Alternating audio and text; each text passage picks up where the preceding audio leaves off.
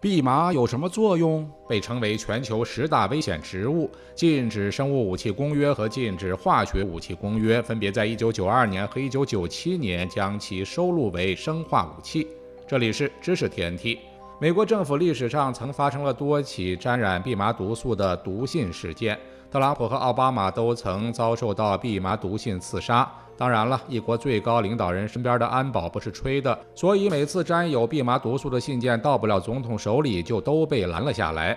一连串的毒信让美国执法机构和反恐部门如临大敌，信件服务处因毒信事件曾经一度暂停了纸质邮件的接收。而历史上最经典的蓖麻毒素致死案件，就是在1992年，保加利亚的著名剧作家和小说家马尔科夫在伦敦被人用带有蓖麻毒素的散枪进行暗杀，因这种毒素无药可解，他在4天后内脏衰竭而死亡。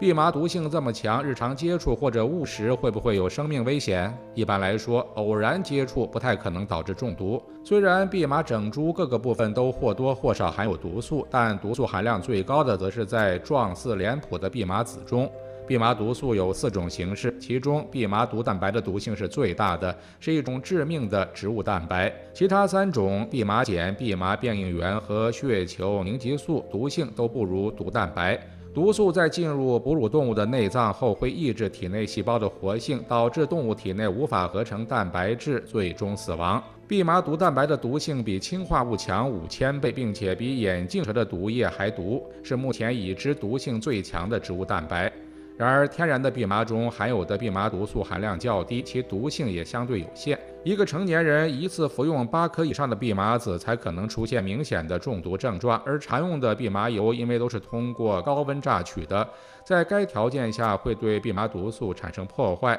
因此只有通过化学方法进行提炼和分离，才能够得到纯度较高的蓖麻毒素。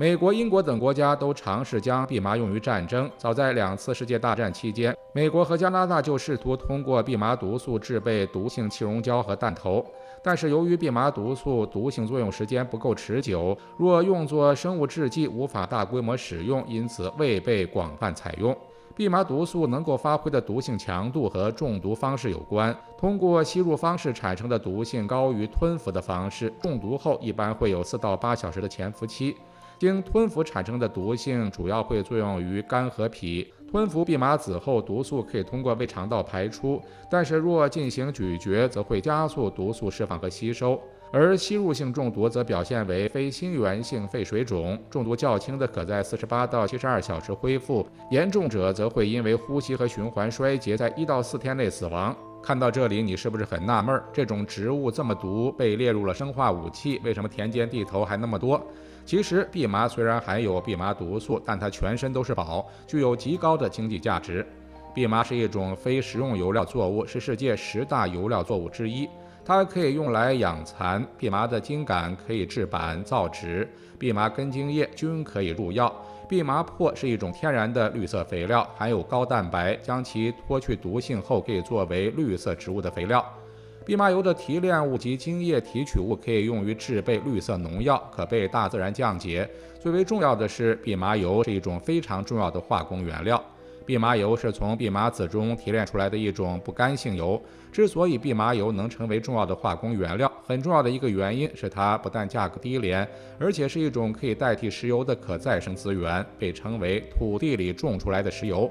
蓖麻油中含有大量的蓖麻油酸，具有特殊的结构和性质。它的旋光性和粘度使其能够和其他化学物质发生反应，可用于生产润滑油、油漆等上千种化学衍生物。蓖麻油还有其他很多作用，可以制备生物柴油、合成纯酸树脂涂料等新材料。因此，很多工业发达国家都将蓖麻作为战略物资进行种植并研究。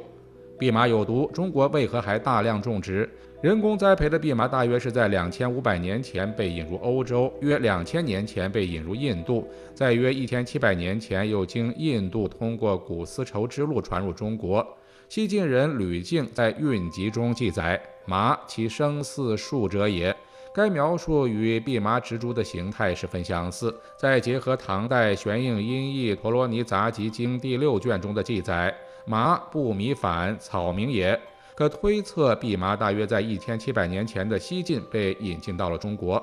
蓖麻传入中国后，最早只在南方地区种植，因为蓖麻不耐霜寒，所以温暖湿润的南方更适合栽培蓖麻。到了明清时期，一些地方府制、县制均出现了关于蓖麻的栽培记录。此时，在东南沿海的福建以及安徽、河南、河北乃至东北均有种植蓖麻。可见，在这一时期，蓖麻已经能够克服地域温度等环境因素对生长的限制，在中国大部分土地上扎了根。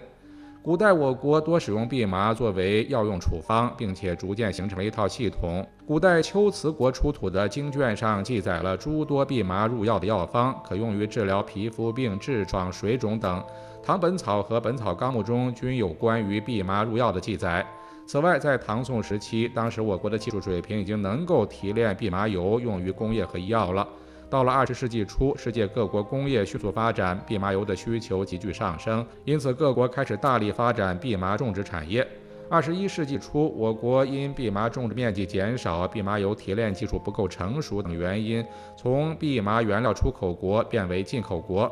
我国蓖麻籽年需求量达到40万吨以上，但是年均总产量却不足20万吨，因此扩大蓖麻的种植面积，提高蓖麻的产量迫在眉睫。当然，我国的蓖麻产量供不应求也和蓖麻优良品种稀缺有关。我国的蓖麻出油率普遍偏低，因此蓖麻的研发重点应放在通过不同的蓖麻育种手段，选育出含油率更高的优质品种。知识天地，专注你不知道的食物科普，我们下期再见。